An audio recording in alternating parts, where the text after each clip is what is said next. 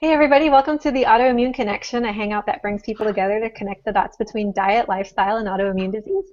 I am your host, Christina Feindel from McLeanPlate.com, and tonight I'm here with four totally awesome, fantastic friends from the first couple episodes of the Hangout. And I thought it would be really fun for us to get together tonight in honor of the holidays and just kind of get to know each other better and just hang out and have a good time. So, ladies, would you like to take a moment to introduce yourselves? Angie, you want to go first? Sure. I'm Angie Alt. I blog at Alternative Autoimmune. And I just came out with a cookbook. Awesome. Congrats. We're Thanks. super excited about your book over here. Thanks. Fantastic. Mickey, you want to go? Yeah, so I'm Mickey Trescott, and I blog at autoimmune-paleo.com.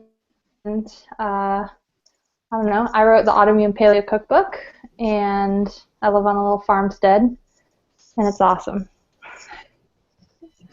Eileen? Sorry, did you say me? Yeah. Yeah. Go ahead. Okay, hey y'all. I'm Eileen from Phoenix Helix, and I guess my exciting news, if you all don't know, is I started a podcast a while back, and you can find that in iTunes, and it's kind of like this, the Autoimmune Connection. It's all things autoimmune, healing through the paleo diet and lifestyle, so that's been a lot of fun, and it's just a hoot to be here with you all. I love these ladies. We're glad to have you. Whitney? Hi, I'm not really blogging right now, but I'm updating a lot on my Facebook page, which is nutrisclerosis.com, and I'm also running the Perfect Health Retreat with Paul Jaminet of the Perfect Health Diet, and I update on that Facebook page too. I'll update my blog soon. I am hearing you guys say I'm blogging here, and I'm like, I can't say I'm blogging. I'm writing nothing, but I mean to on a daily basis. Good. I want to thank all of you guys for joining me tonight. I'm super excited to have you. This is going to be a lot of Thanks for fun. having us. Yes, I think this is such a good idea. Yeah, we should have done it a long time ago. Let's just go ahead and get started. The first question I have for you guys is kind of basic, like let's ease into it. What is your favorite film or TV show and why? Mickey, how about you first? Yes, I'm actually not a big TV watcher, so this is a funny question for me. But when I do watch TV, I like shows like Modern Family and New Girl and 30 Rock and just kind of good old like 20-minute funny shows. I don't know. Me too. 30 Rock. Eileen? It was funny when you were saying 20-minute shows. Right before this aired, we were watching The Big Bang Theory, which always just cracks me up. But probably my favorite show is Person of Interest. I don't know if you guys watch that, if that pegs me as an old person, but it's a drama that's based on, it's kind of like how privacy has disappeared and how people can really track you by your phone, internet, etc. And it's fiction, but kind of crazy how real it could actually be. So anyway, I like the storylines, good acting, good characters. I recommend it if you want something a little meatier. Awesome. How about you, Whitney? Well, when I read this question, I was thinking about how I could never pick a TV show because we're in the golden age of television as far as I'm concerned. There's so many good shows like Breaking Bad and Sons of Anarchy and Walking Dead and all those. Just there's so many good shows. So I decided to pick my favorite movie, and I didn't really have one. I had to think about it, and I came down to my favorite one, and it's Grandma's Boy. I don't know if you've ever seen that, but I love that movie, and I'm glad for everybody to know it because I think it speaks to the things that I like to hold over from my old life, just how much I like to party and how much I like to just be silly and socialize, which people don't see of me because now I'm in the this lifestyle of going to bed early and waking up early and getting sunlight on my skin and all this kind of stuff. But in my heart, I'm still, my favorite movie is Grandma's Boy. Awesome. How about you, Angie?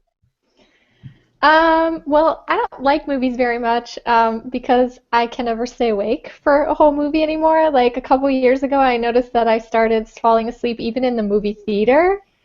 And I was like, oh my gosh, I'm really lame. I can't even make it through a movie. So I like shows because they're a little bit more manageable chunks. And we don't have cable, so we tend to, like, we get everything online and we tend to binge watch when we find something that we do like.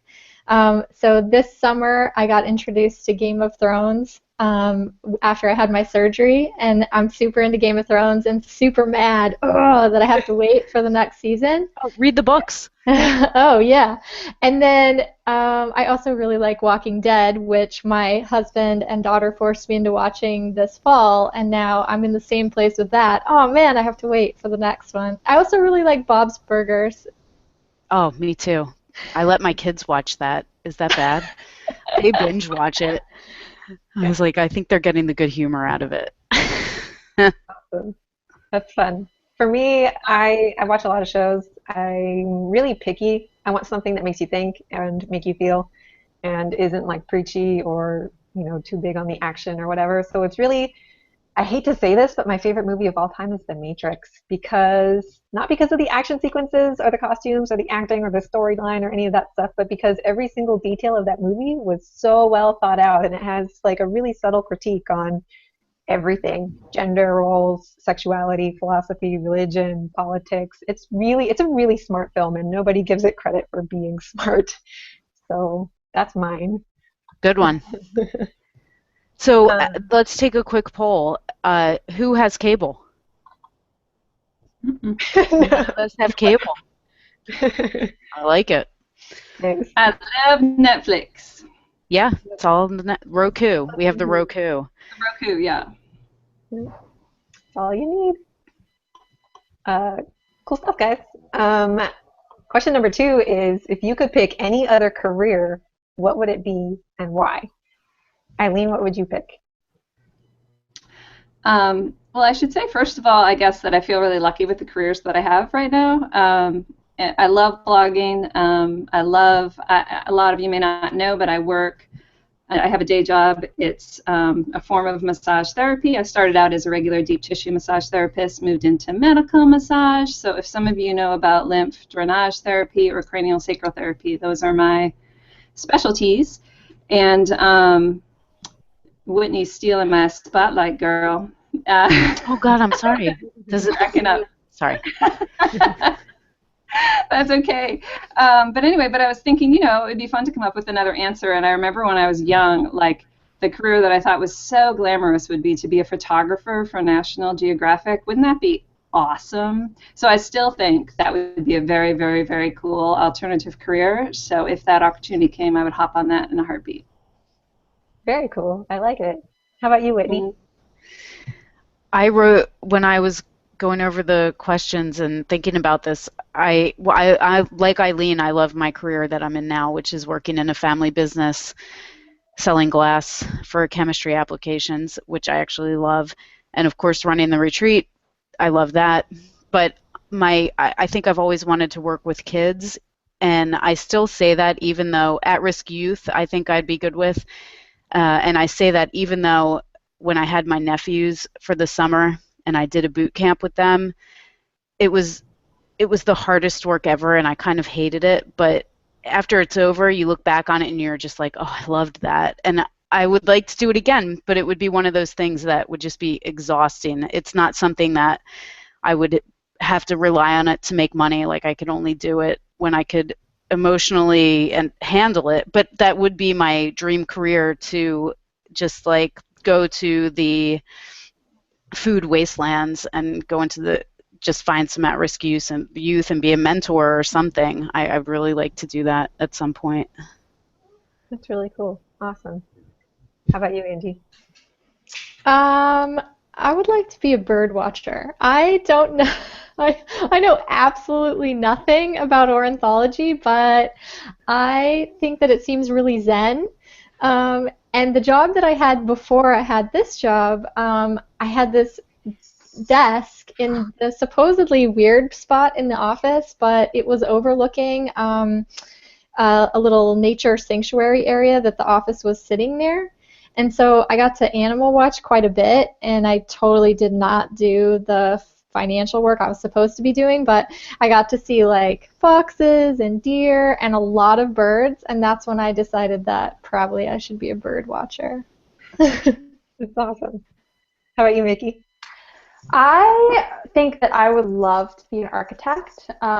When I kind of fell in love with design, especially like with spaces, I was past college and I was kind of like, nah, too late for that, because you really have to do a lot of like prerequisites to go to architecture school.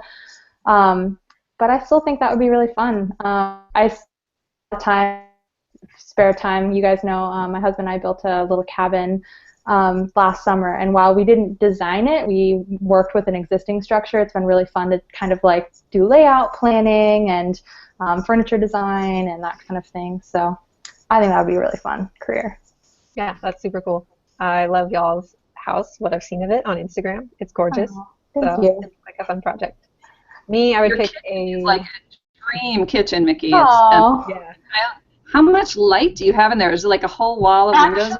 there isn't. The window is tiny. It's only like 2 feet wide by like 3 or 4 feet high. It's a very small window, but it's a barn that we built our house out of, so it has really high ceilings. So what we actually did was we blew out a wall so that the living room, all the light that comes in, because it has like French doors and it has another window, it comes into the kitchen. And it's kind of a joke that our house is only 800 square feet. It's very small. And so we joke that we built this full-size kitchen right in the prime location in the middle with all the light, and then we attached a bath and an office, because basically my house is a kitchen. But I wouldn't have it any other way. So Yeah, what more do you need? That's awesome. I want to work with endangered species and do animal rescue and stuff, because it just breaks my heart that there's so much cruelty out there and that these beautiful living beings are put through, hell for no reason other than human entertainment. And I would love to do something to help even a little bit. Question number 3. What is your hidden talent or a thing that not many people know about you? Many readers specifically. Whitney, you want to go first? No, I've exploited everything I've got. It's all Yeah. out there. Yeah. It's Okay. all out there. How about you, Angie? I talked to my husband about this last night because I was like, what is my hidden talent? I don't know if I have a hidden talent. And he said, you bust things out. And I said, what does that mean? He was like, you're like really productive sometimes. Sometimes you're like a machine.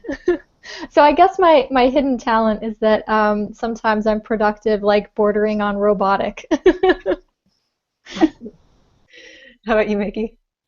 mine is that I am a pretty talented equestrian, and I grew up riding and training horses, and I pretty much did it from the time I was 6 to when I left for college. Competed at school, and it was awesome. And now I live on a horse farm with my mom, and I don't really ride anymore, which is totally weird, but maybe someday. Very cool. How about you, Eileen? I could be like one of those organizational consultants who come in and like organize your house, your rooms, your cupboards, your career, your whatever. I am a crazy organizational geek. Lists up the wazoo and filing systems and the whole 9 yards. And my husband calls me the sweetest and most organized of the peas instead of sweet pea, which cracks me up. And I know that's not, highly sexy, but nonetheless, that's part of who I am. It's adorable. Very cool. I don't really have any hidden talents. I feel like everything that I'm good at is also out there for people to see. But one thing that people don't see is that I do a lot of life drawing and graphite, and it's particularly nudes and muscle tone studies and facial studies, and I don't share those with anybody. So That's something hidden. Yeah. Yeah. Question number 4 is, what is the most interesting place you have been, or the most interesting thing you have done? How about you, Angie? This question was really hard for me. Most of my readers and people out there probably know that I used to live in West Africa, and I've also lived in Europe and been to Central America. and lived on both coasts of the United States and in the middle. So I've been to a lot of crazy places and seen a lot of crazy things. So I had to think really hard about this. But one of the most interesting things that we did was go to North Africa, to Tunis, Tunisia, a few years ago. Well, more than a few now. Time flies. We went just a little bit before they went through their revolution, shortly before Egypt went through its revolution. So it was really an interesting kind of crazy time to be there because you could feel that the tension was really mounting in their society. And we got to go, there's this huge Medina, which is like the name for an old world market in an Arabic country. And it's like the Medina in Tunis was built in the 7th century. It's like a UNESCO World Heritage Site. So it's like really big and crazy and like very labyrinth-like. And we went out to eat, and we had to meet a guy outside of the Medina who had a lantern, and he guided us through the alleyways and weird streets to go to the restaurant because it's so complex you can't get there on your own. And we came to this big, crazy wooden door in this like stone building, and we had this really incredible, cool dinner in the middle of this 7th century market. It was cool. That sounds awesome. I want to do that. That sounds great. Will you take us there? We want a trip to that. Yeah, it was awesome. It was a lot of fun. Cool. How about you, Mickey? Mine's crazy. When I was 12, my grandmother sent my mom and I to Thailand, and we brought home a cat, which we smuggled in our pocket. It was 2 weeks old, or no, 2 months old. He was a little baby, and he was kind of, they break the tails of the cats in the Buddhist temples because they believe that they're higher beings, and so they if they make them imperfect somehow, then they're less. So he had his little broken tail, and he was like super malnourished, and my mom runs an animal rescue, and this was her first rescue. She found him, scooped him up, and we took him everywhere with us while we were like touring Thailand, and we even like took him to Malaysia with us, which was super weird. And this was in the 90s when like security wasn't a big deal, so she was like carrying him in her pocket, and he was like this big, and we still have him actually. He's like 18 years old now, but yeah. And my sister, she was very young. I think she was like maybe was going through cancer treatment at the time, and we came home, and my dad picked us up at the airport, and my mom said, "Oh, Katie, I got you a kitty. I brought you home a kitty." And my dad was like, "Don't make fun, like don't tease her. Like we don't need any more animals. Like what are you doing?" He thought she was gonna pull out like a stuffed animal, and no, it was totally a real cat. So yeah. That's awesome. That's a fantastic story. Very cool. Yeah. How about you, Eileen? Let me see. So, well, one of the most fascinating experiences I had was my senior year of college. I spent a year in Ireland, but instead of doing a normal study abroad program, it was a peace studies program through the School for International Training. So Northern Ireland was still occupied at that time.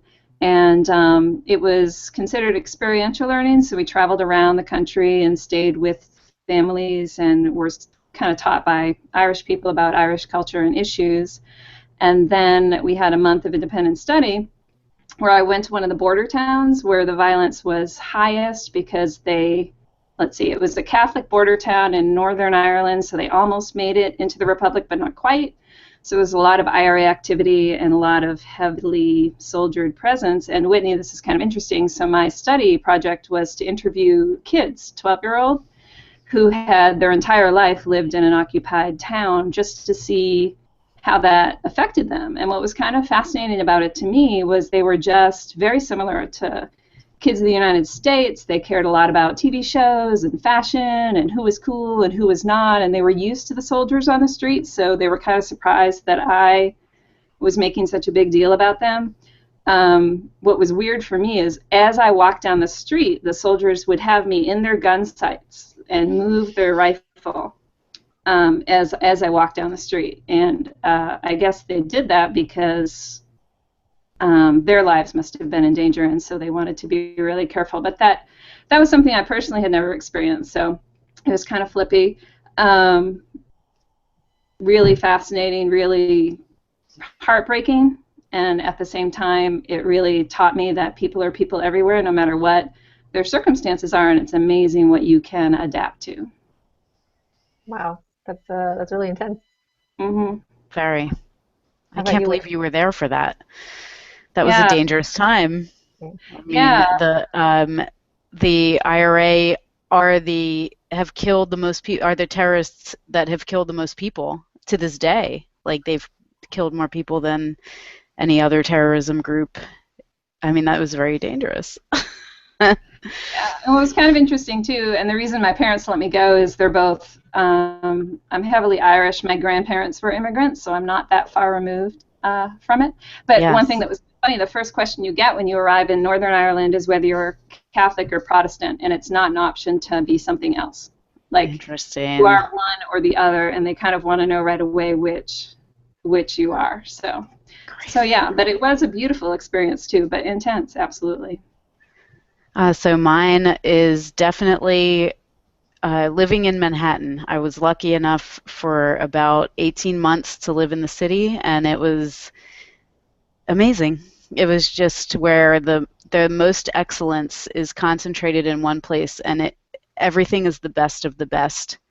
And I was too young to appreciate it, but looking back on it, I realized that I'm so lucky to have been in that situation where I know what it means for people to have to be the best. And it was a great experience. And of course, the city itself is amazing. Huge buildings, huge concentration of people. I don't even think I could be around that many people right now. Like, I don't like to be in crowds now. And I took my son up there 2 years ago, and I was just like, take me back to the beach, get me out of here. But it was a totally different thing. But living there, that's definitely my most interesting place, and most interesting experience, for sure. Cool. You guys totally knocked that question out of the water. Like, that was really cool stuff, and I feel really lame now because I haven't. I was like, I haven't really been anywhere. I haven't really done anything that interesting. I went to Hawaii once when I was about 11, and I barely remember it. And I remember seeing the lava flows, which was cool, but again, I barely remember it. So that's about it. But yeah, you guys, oh my gosh, great answers. Fantastic. There's Thank time, you. Christina. There is definitely time. Oh, yeah. Next year, I am hoping to take a Eurail trip through Europe. So that'll be fun. Yes, There you that's the go. best. That's Fingers it. crossed Yay! that actually happens. But the next question is, who is your hero and why? Eileen, you want to take this one first? Sure. It's always kind of hard for me to pick because there are a lot of people that I admire a lot. But one, it's a woman I interviewed recently and I wrote about, and I always call her one of my sheroes. Maya Angelou used to say that there were heroes and sheroes, which I like. And so Terry Walls is the one I'm thinking of. I think she's an amazing person. I've interviewed her a few times now, and one of the things I love about her is like, she's this famous person in the paleo community, and I think her story is compelling enough to really reach a lot of people that wouldn't be reached otherwise, and because she's a doctor, that helps. So she's doing this amazing like ambassador, just role modeling to the world on what diet and lifestyle can do, but yet she's totally grounded. She has no ego at all. I interviewed her for my blog. I was looking back. It was my first month of blogging. I kid you not. I had almost no fans at all. I had contacted the Walls group just to see if any of the people who were following her diet would be open to an interview, and she was the one who replied. And she took a half hour or an hour to talk to me on the phone, and answered every question I asked, and answered honestly. And she doesn't, I don't know, pretend to perfection or anything like that. She's very clear about like the journey of autoimmune healing and how it's not about an overnight success story for most people. And even though she has an amazing story, she still has MS, so she's trying to be really clear with people about what reversing autoimmune disease is, as opposed to selling as we all know, I have a pet peeve about the whole selling the word cure. But anyway, so yeah, she's very cool. I love her. I think if I saw her, I'd want to give her a hug, but I think it would make her uncomfortable, so I won't. She's more of a handshake person. Yeah. How about you, Whitney? That's so funny that Eileen said Terry Walls because mine is Sarah Ballantyne.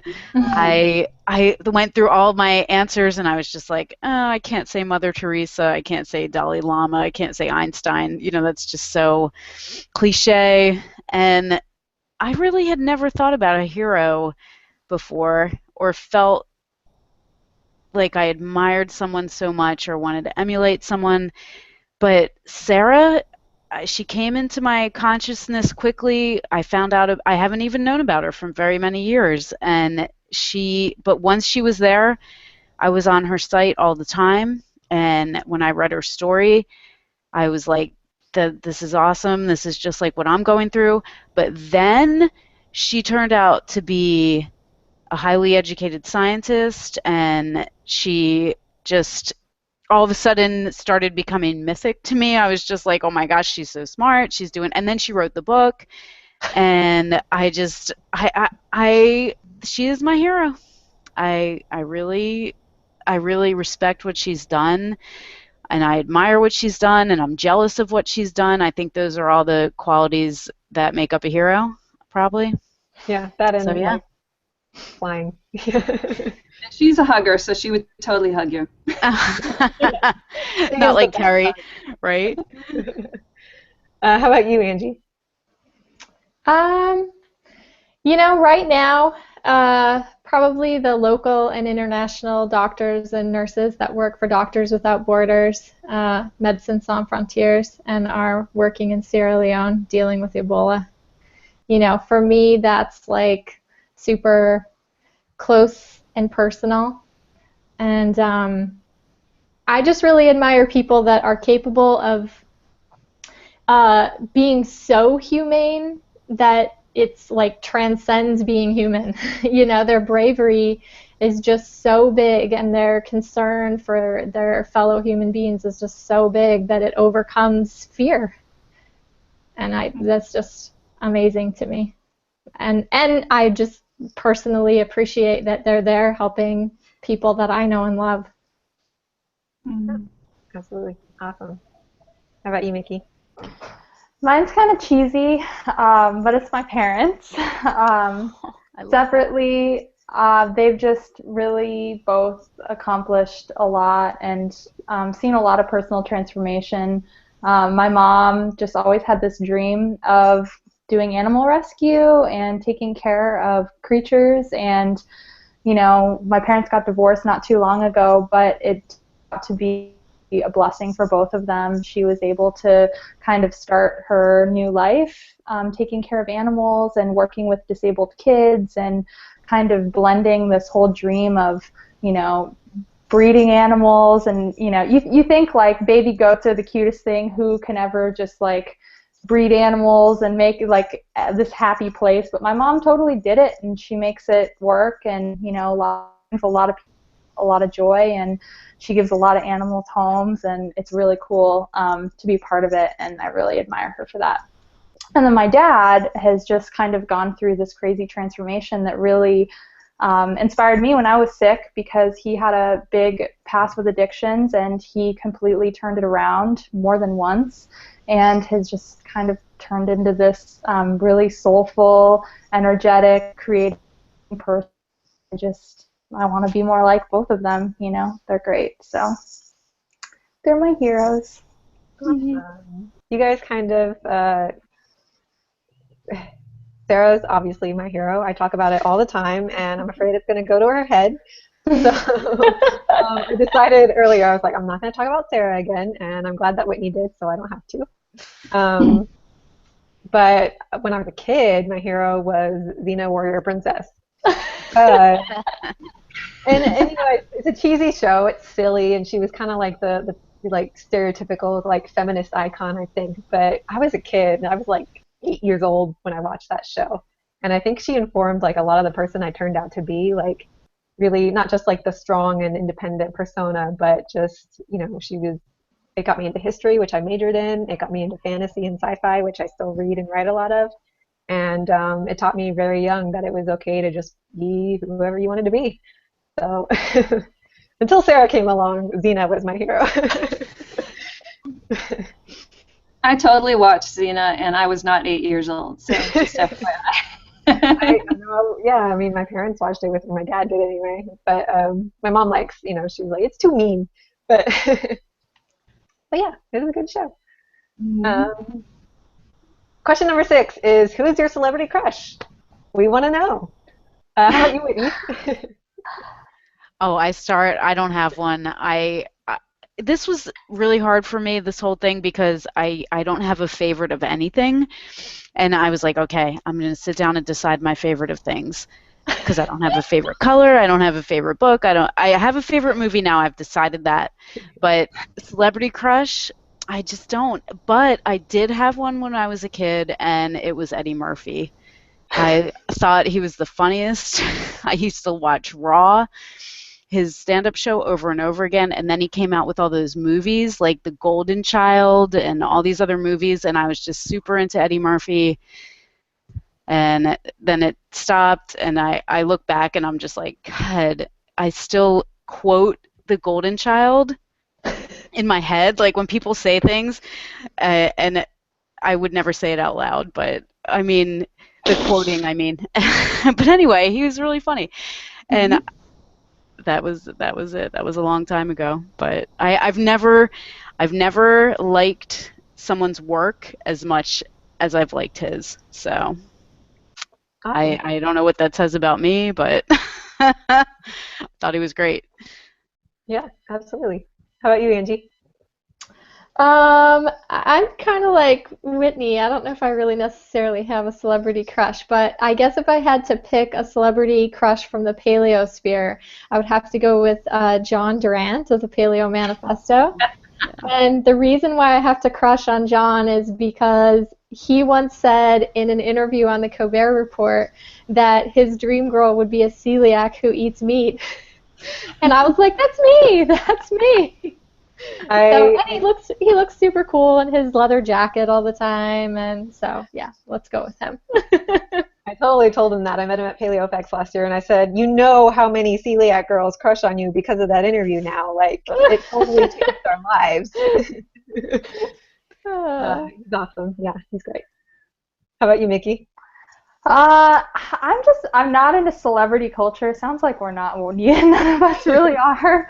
But my paleo celebrity girl crush is definitely Liz because is beautiful and talented and just super authentic, and I think she is awesome. I love her. I agree with. She's awesome. Yep. How about you, Eileen? So, like, when you say celebrity crush, are we talking like sexy crush or like super talented crush? Any kind of crush you want. So I'll give you like one of each. So sexy crush, Brad Pitt, and has been ever since like I saw him in The River Runs Through It. That was like, again, I'm an old person, so that was years ago. And he's just one of the prettiest people on the planet.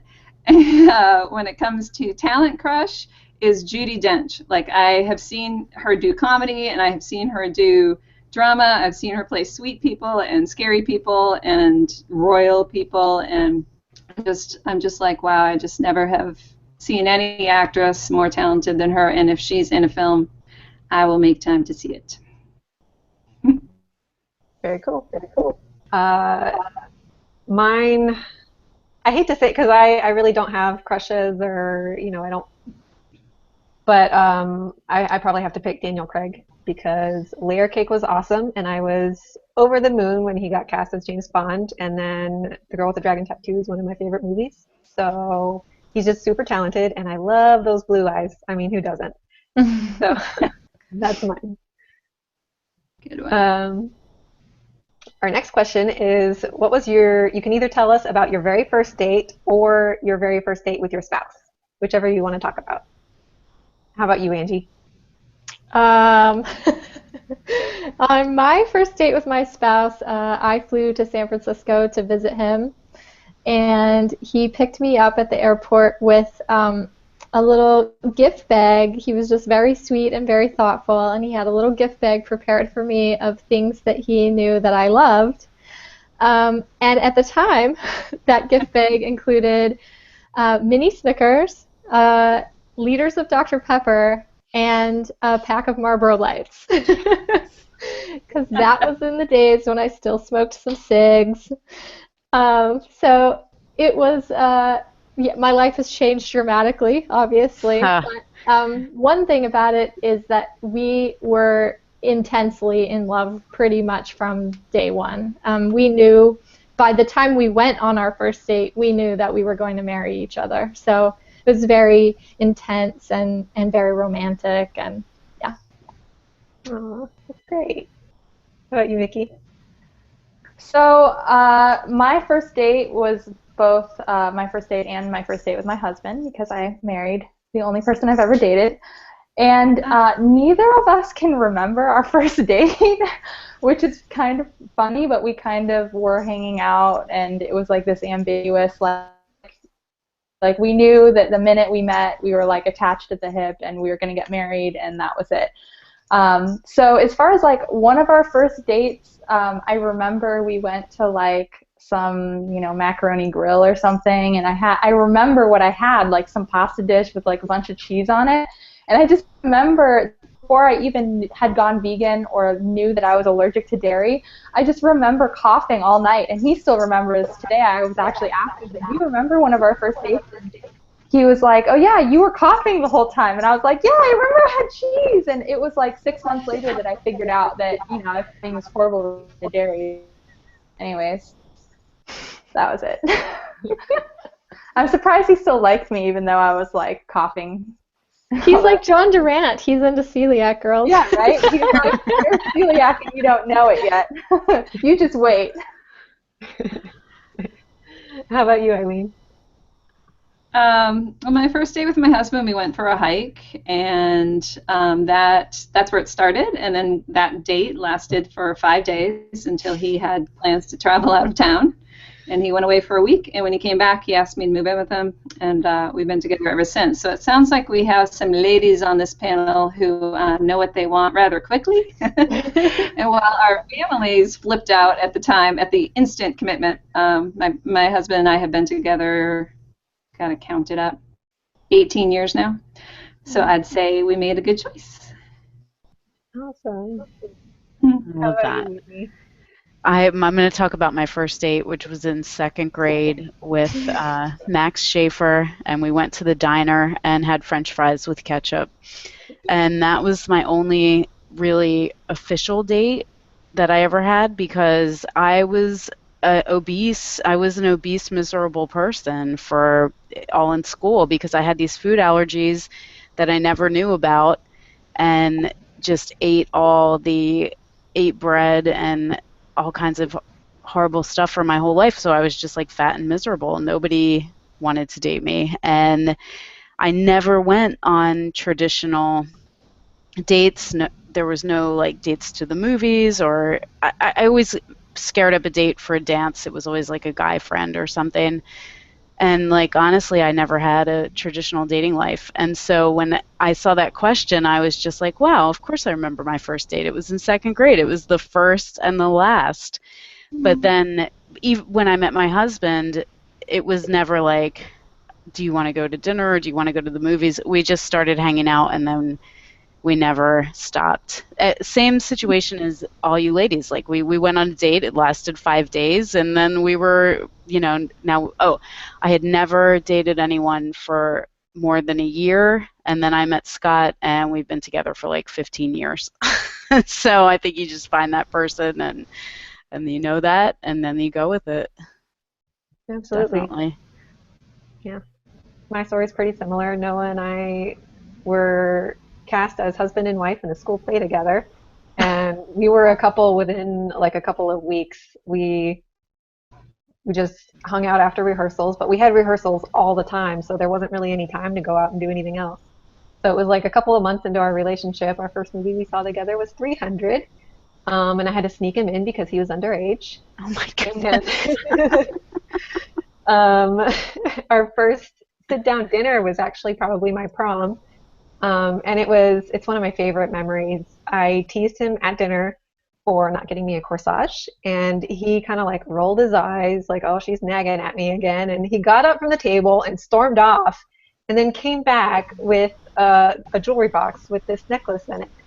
And I'm still wearing it 8 years later, and we're finally engaged, and we're going to be getting married soon. So it was just kind of like, he's just the sweetest guy, and it was, it was just fantastic.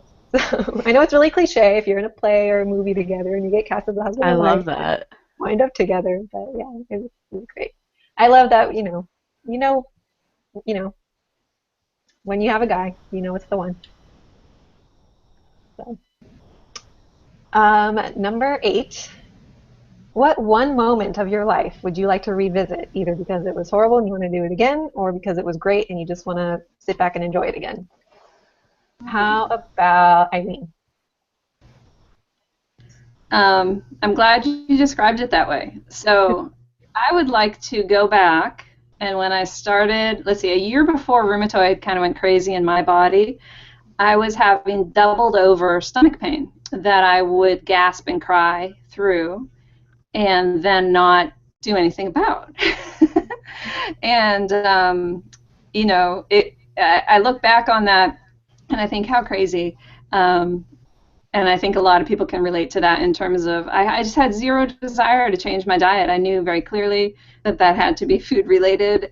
It wasn't totally clear like where there was one food that was doing it. It often happened after a restaurant meal. It was probably gluten, who knows, but I had gluten every day.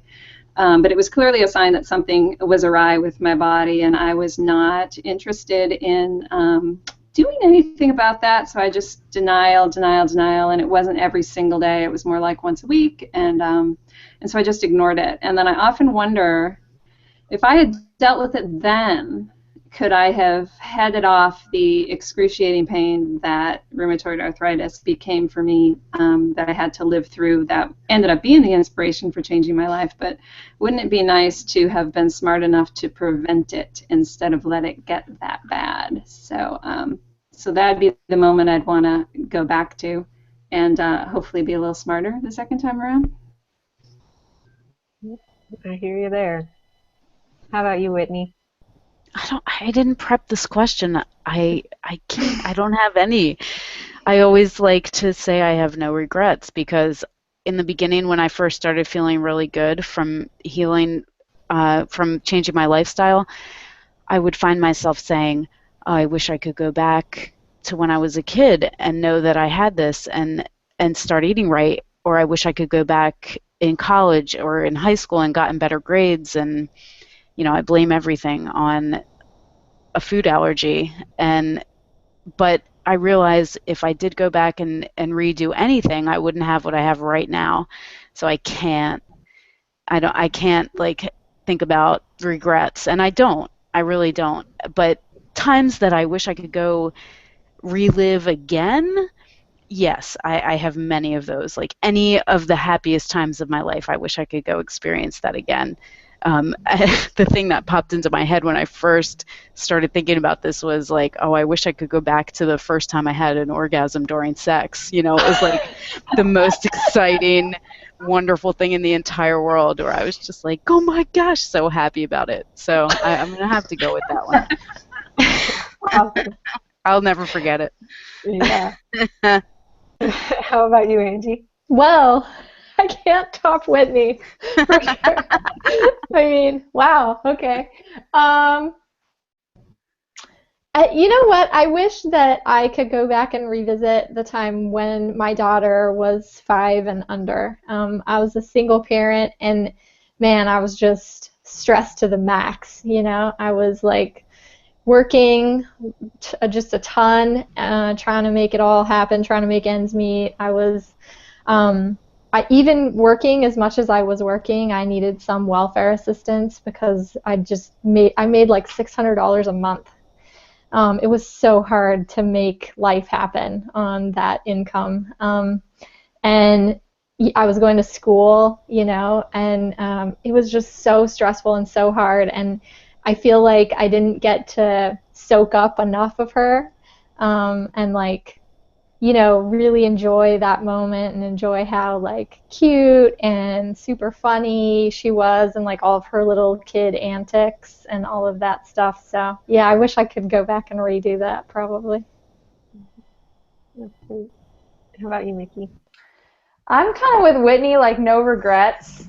I don't like dwelling on the past and like doing things over. I'm not really interested in that. But um, I'd say like the best time of my life, besides like feeling the regain of health that I've had with the autoimmune protocol, is just that period before I got sick. My husband and I both quit our jobs and we drove across the country and just kind of everyone we knew from college all over and family and went to all these places that some of us had never seen and took tons of pictures and didn't have an itinerary and went to state parks and it was just great and I was feeling good at that time. I think I was just super hyped up and adrenalized and eating a bunch of crap, but I thought I felt good and I thought I had energy, so I think it was part of just like youthful ignorant bliss. um, but yeah, it was pretty nice. Sounds awesome. That's great. Yeah, and I mean, oh, sorry, No, but go ahead. part of it is that I know that now even though I will be able to travel, it's so different being the person, that has to be like, ask all the questions and actually sleep and, so I kind of know that I will never it in that way. So, I don't know. Yeah, I hear Mm-hmm. that. I'm with Whitney also in that I mean, I look back on my life and there are things that I did that I wish I hadn't done or had done differently, and like apologizing for mistakes I made it wasn't good enough, and it would have been nice to just go back and redo it in the first place. But I'm really glad with where I am now, and I know I wouldn't be here if not for all the crap that happened. So I just went with something kind of small. It's not a big deal, but I have a tattoo on my back, and it's not the tattoo I wanted. So I would like to go back to that night and either walk out of there without a tattoo or walk out of there with the one I wanted. And it's on my back, so I never see it. I forget I have it, but I'd change it if I could. It's not a big deal, but if it's on the menu. No, that's a really good answer. I changed my answer. I want to go get rid of all my tattoos right now. That's a really good answer. I love my tattoos, just to throw in the other perspective. Yeah, I mean, I want one that I love, and Yes. I know I could get it, but I don't have it. So Yeah. that's awesome that you do. Very cool. See, we're learning all kinds of things about each other tonight. Second to last question is kind of related. It's what would you change about yourself if you could?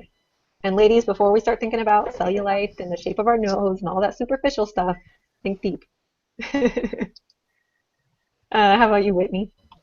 Oh, this one I did prepare for, and it was one of the ones I was saying before we started how I realized my husband read my answers to all these questions, and I don't know why it made me feel weird, but this is one of the ones where I was like, oh, what does he think about that? I wish I could change. I wish I didn't have resting bitch face. I wish I could like get my body language to be more approachable. I I feel like Yeah. it's like Yeah, my that biggest criticism that I get from people that they think I'm going to be mean or they think I'm unapproachable, and I'm not. And the reason I'm super conscious of it is because my dad is the same way. Like everybody thinks he's this imposing.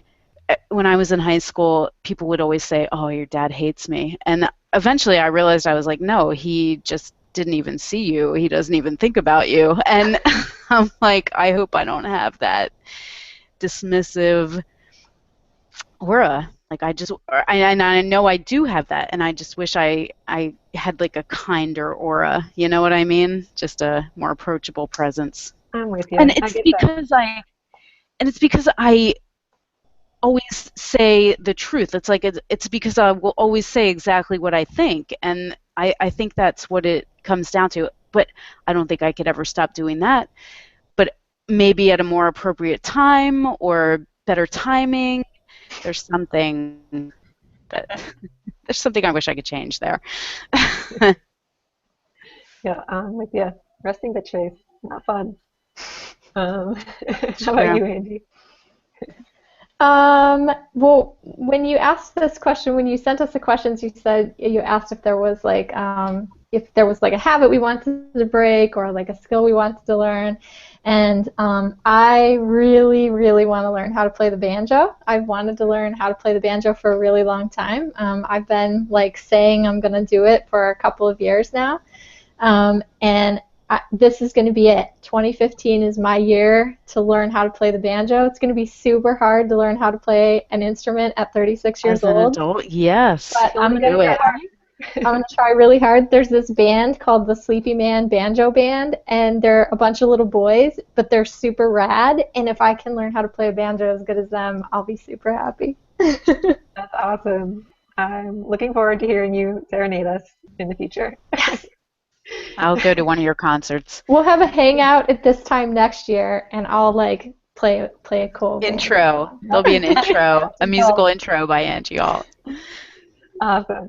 How about you, Mickey? So my big thing which I was good at, public speaking, which I know I'm not technically bad at, but I just get so scared, and it's not like this thing that, like, there's a lot of things that I'm afraid of that I can just kind of like suck it up and do, but public speaking, man, really, really gets me. So I wish that I could be better at that. And so for any of you that come out to my January events, I'm really trying hard to not be worried about it, but it's not something I look forward to. So yeah, and then as far as like skills, I would love to learn how to be better at carving. So I don't know, spoon carving. Very cool. How about you, Eileen?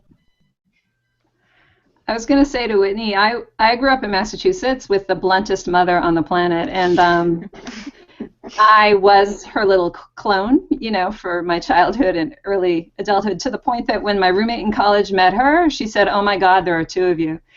So anyway, I used to have that, and then I moved to Minnesota, and Minnesota is known for Minnesota nice. They're very polite.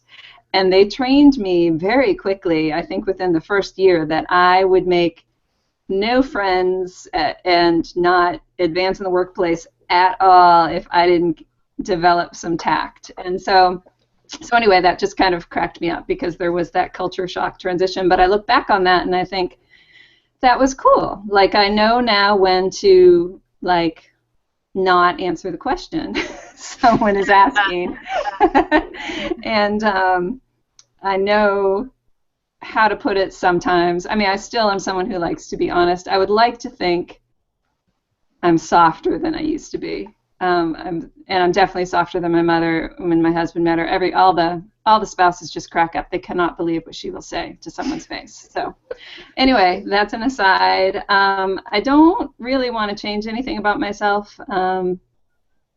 I'm pretty secure in who I am. In terms of a skill I'd like to learn, it's more like getting the guts up to do something. Is, as a meat eater, I think one of the things that I should be able to do, frankly, is kill an animal, and I've never done that. And not for fun, mind you. It's not like that.